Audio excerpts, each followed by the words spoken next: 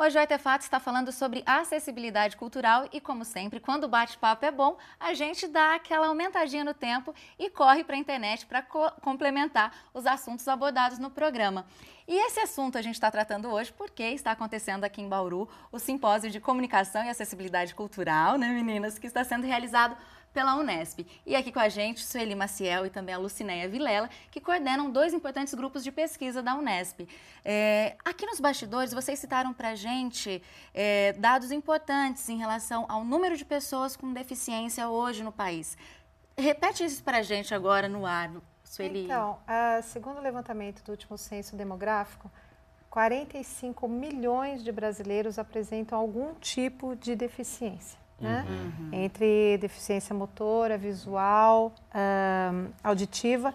Desses, 35 milhões são portadores de deficiência visual. Desses com deficiência visual, pense, 6 milhões e meio sofrem de deficiência visual severa. Certo? Não enxerga praticamente nada. Sim, tem menos de 30% da capacidade de visão. E quase 600 mil, cerca de 600 mil, são completamente cegas. Então é um universo enorme de pessoas. Ou seja, 45 milhões de pessoas. É para a gente se atentar mesmo e se preocupar com a acessibilidade, né? É um dado importante, acho que justamente por isso. Talvez muita gente pense que é um problema que afeta pouca gente, na verdade não é pouca gente, né? É um exército de pessoas que todo dia passa por isso e que precisa também se encontrar e ter uma possibilidade de usufruir desses bens culturais, né?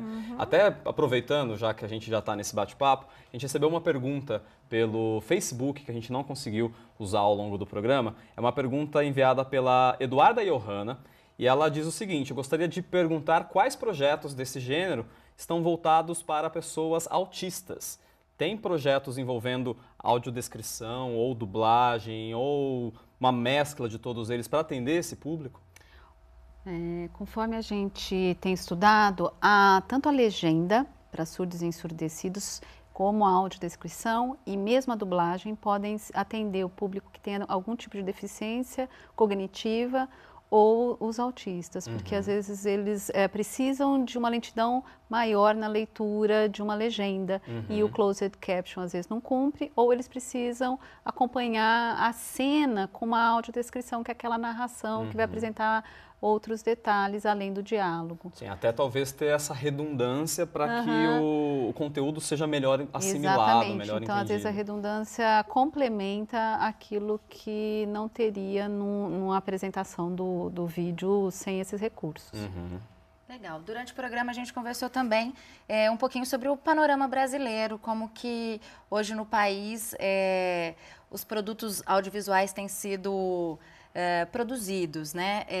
E a gente falou muito em relação às dificuldades, poucas pessoas cumprem a regulamentação que é exigida por lei.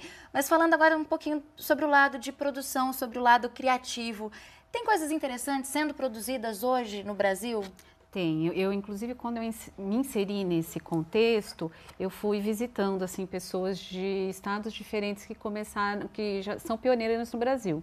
Tem um grupo da Universidade Federal do Ceará que há 10 anos trabalha com pesquisa nisso, produzem audiodescrição, legendas para surdos, já estão assim com um grupo super maduro, que começaram como alunos de graduação e já estão no doutorado.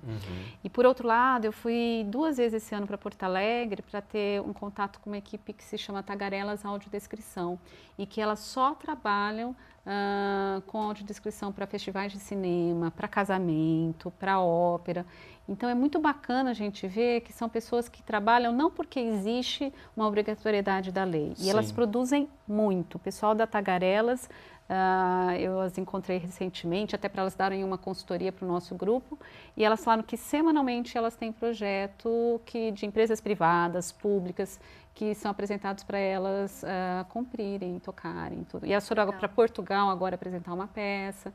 Então, eu acho bacana a gente também falar de coisas boas. Sim, Rio claro. de Janeiro, a gente tem o Festival Assim Vivemos, que já tem há 10 anos e que tem todos os recursos durante esse festival. É patrocinado pelo Centro Cultural Banco do Brasil. Então, eu acho que o Brasil tem algumas coisas e a gente que está precisando ter um encontro de todos esses projetos e trazer mais próximo à universidade. Parece Sim. que chegou um pouquinho mais tardio aqui no estado de São Paulo, chegou, né? Infelizmente. E em relação ao áudio, nós também temos muitas produções, muitas rádios, às vezes rádios feitas por cegos e para cegos, com programação 24 horas no ar, com produção constante, e aí eles têm as colaborações, a gente percebe até um colaborador que colabora em vários sites, com parceria com ONGs, com parceria com universidades. Então, essa produção, ela existe. Sim. Como eu disse, assim, as pessoas vão fazendo.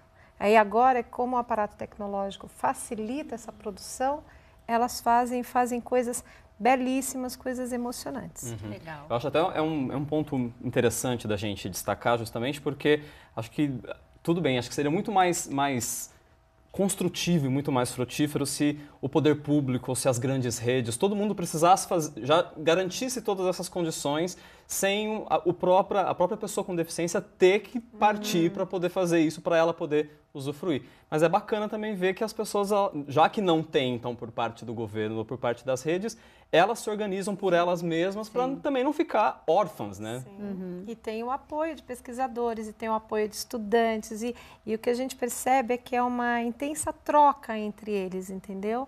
Então,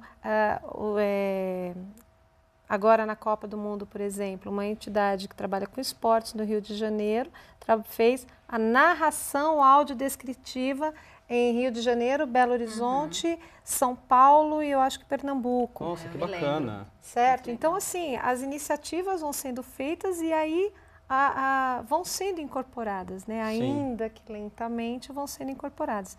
Mas nesse sentido, eu repito, há muita produção belíssimas, né? Muito bem construídas, e é emocionante ver essa produção aí. Né? Graças à dedicação dessas pessoas, né? Inclusive muitos voluntários também, então eu acho que a gente tem que ver que o Brasil também começou tarde, mas assim, vários estados estão assim empenhando. Legal.